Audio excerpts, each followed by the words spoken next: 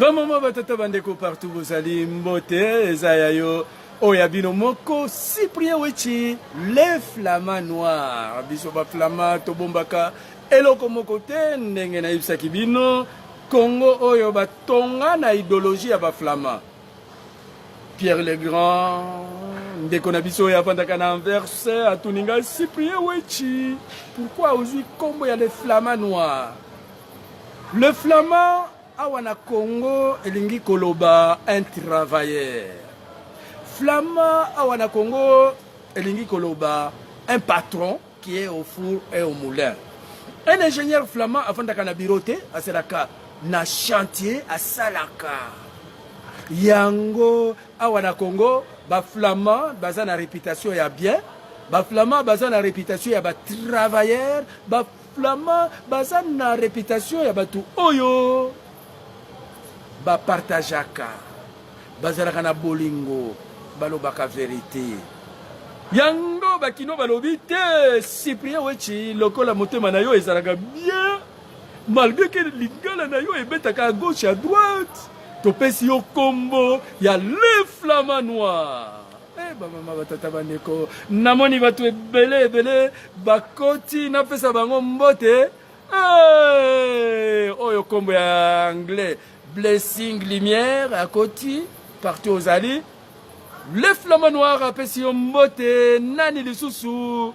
garçon puissant. Papa Komboana, les garçons puissants. Ah, Nani Lissousou, Dona Okito. Alors, bien, Moutoto a manié, Makoto manié, Makotoka qui boy. Bamama batata bandeko lelo tokoloba vérité vérité à terrain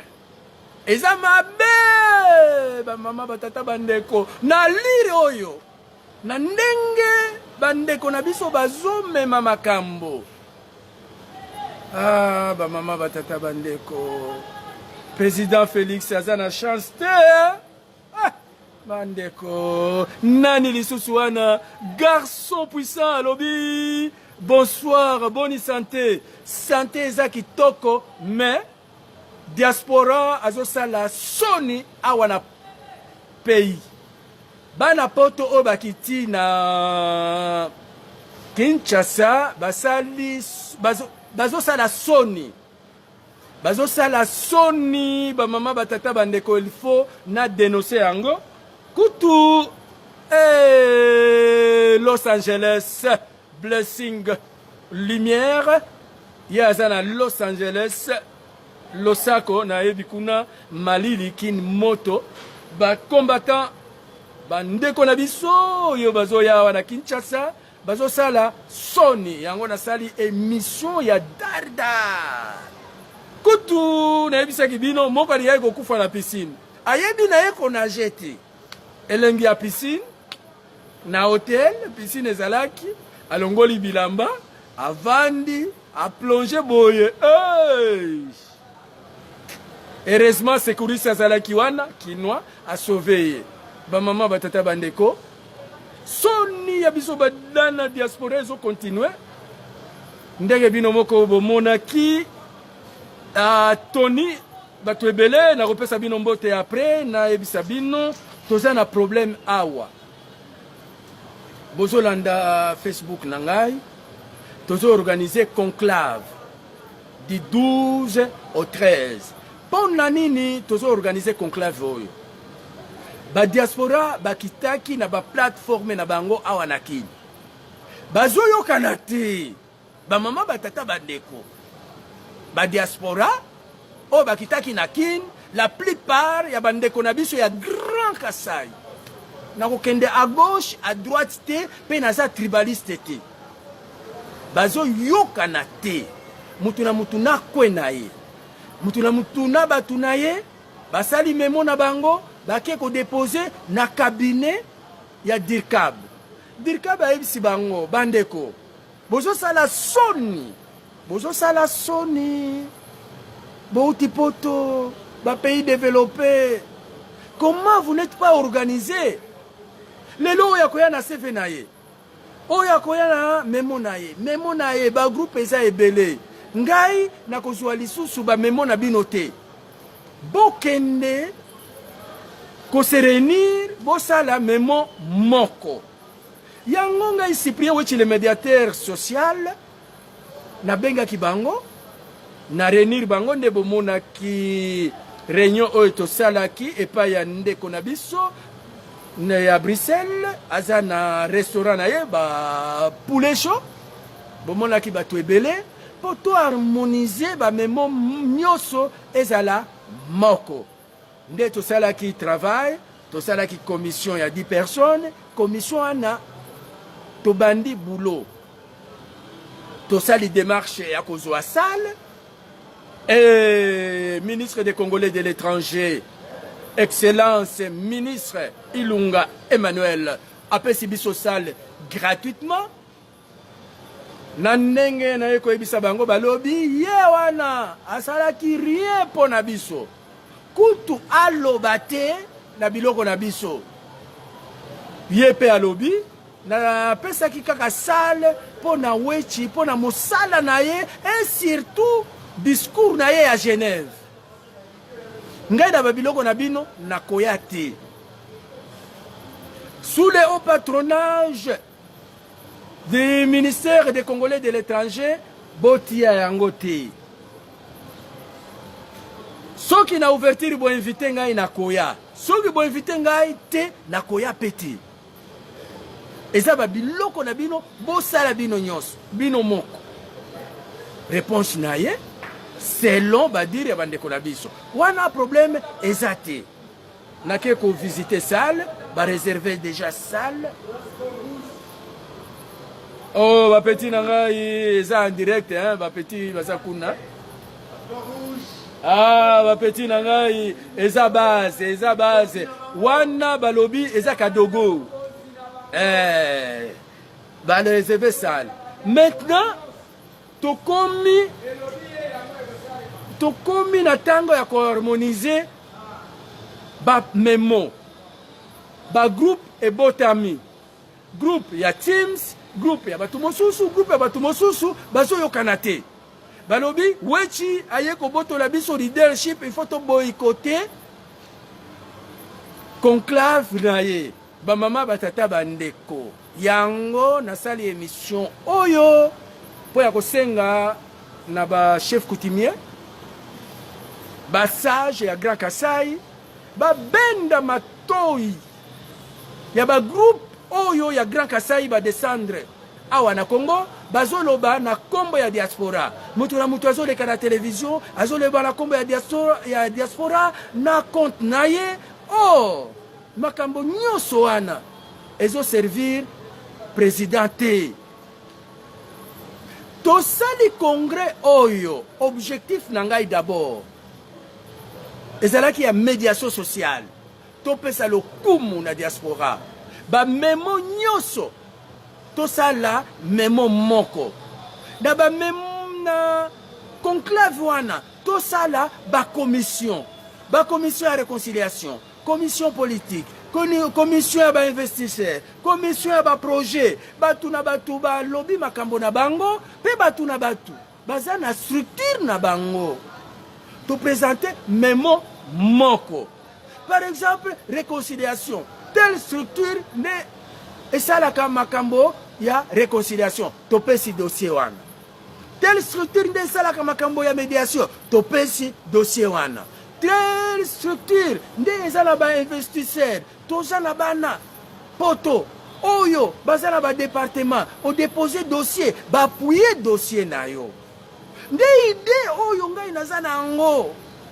Moi je ne suis pas venu ici pour nazala leader ya ba structure nyonso batu nyonso bazala derrière ngai non naza na besoin biso bana poto tosala eloko oyo ya makasi po ya kosunga ba action ya 5e président de la République démocratique du Congo mais na lire oyo bakoti ba réunion po ba boycotter eloko ya Cyprien Wetchi oh nazo sala yango sans mbongo depuis Genève dilelo mutu moko te apesi ngai mbongo na riske pe ba vie ebele na Genève nakendaki Genève première nuit na ngai nazalaki na mbongo ya kofuta hôtel te na pasaki yango na réception bango bazalaki na ba hôtel na déclaré makambo o nyonso nasalaki yango na ko répéter yango te comme neti publicité tilelo na Kinshasa ba oyo ba uti ya kipoto baza na ba hôtel ngai naza na ba hôtel te nazo vanda côté na ngai nazo linga kaka la satisfaction de l'intérêt général po biso bana poto tozala respecter po toza na chance ya kozwa président oyo biso bana poto to songaye mais bandeko na biso ya Grand Kasai bazo comprendre te. Au moment où vous boycottez Cyprien Ouechazo Sala et Lokoyo, Azui Sale, Abengi Bino, Boya, tout ça la mémo moko, pour ya ko présenter na ba autorité ba aider biso. Ngana za mutu ya Manyema, bino boza batu ya Grand Kasai. Bako ya koloba lisusu tribalisme parce que Ouechazo mundeko na bango te nde ba boycotter bango. E kozala lisusu mabe pour na président na biso. Yango nazo senga. Na bandeko na biso ya Grand Kasai ba revenir na raison ba ya na conclave wana toloba totia makambo nyonso na mesa tosala memo moko lokola directeur ya cabinet Vital Kamerhe asenga kibango eza soni bana poto boye awa mutu na dossier na ye akiko ko déposer pa Papa Kamerhe aboyi yango Papa Kamerhe ayebisaki bino boya na dossier moko moi je ne suis pas venu ici avec mon âge. Nasala lisusu demande d'emploi, nasala CV, n'a que de déposer la présidence pour toer la baboulot. Non, ngai dans un projet nangai ya ba bourse d'études. Ngai dans un ba projet nangai. Et loko nazo sala, ce n'est pas na ya konyata bino. Jour tozala ki na réunion ana.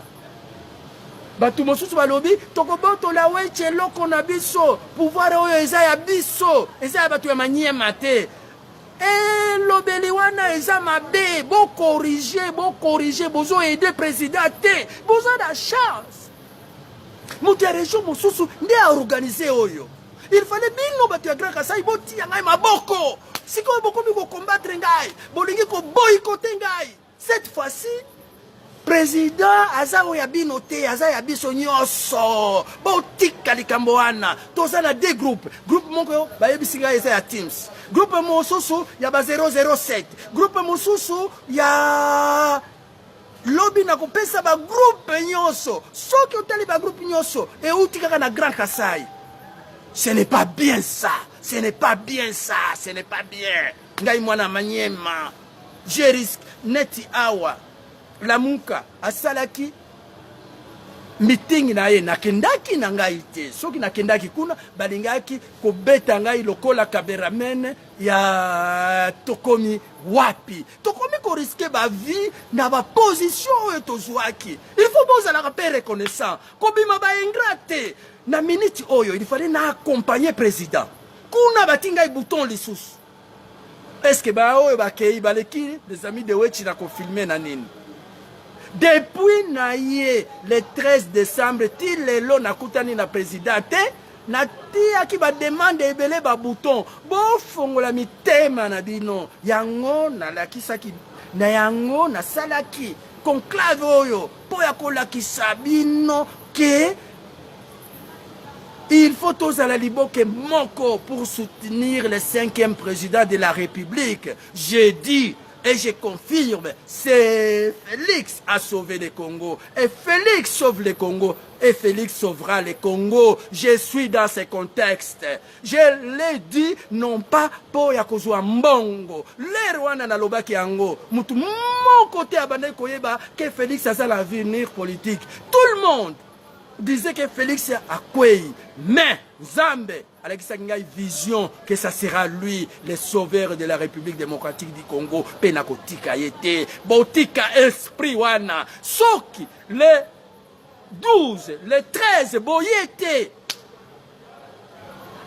et kozala bien te boboyikote mutu na bino parce que aza mutu ya Manyema aza ndeko na bino te nde boboyikote ngai lokola bobandi ko boyikote naza na accès ya ko filmer biloko ya président na Palais de la Nation te parce que naza na accréditation te. Est-ce que ngai bokoloba lisusu Cyprien Wechi aza kolabo ndeko ya Mama Sifa? Hey! Hey! Lobi na ko présenter bino ba association ya Grand Kasai bazo sala mobulu o ya diaspora mutu na mutu alingi kenda na côté na ye ko côté na ye oh boko kanga ite les flamants noirs. Hey! Félix aza président batu nyonso aza président ba mwane tout te aza pe président ya biso ba Swahili aza président ya Bangala aza président ya Congo kutu. Namoni nani wana la queen tozalaki na yo nazo bunda pona double nationalité ngai Cyprien Wechi soki vérité eza epai ya papa Fayulu na koloba yango la queen soki vérité eza epai ya papa Félix na koloba yango soki mabe eza epai ya papa Félix na koloba neti mabe oyo na bandi komona la queen. Petite sœur Nangai, bon anniversaire à 50 ans. Yo, na vie na yo Wechi, ki mubange na biso kozala mabe, munoko. Ciao!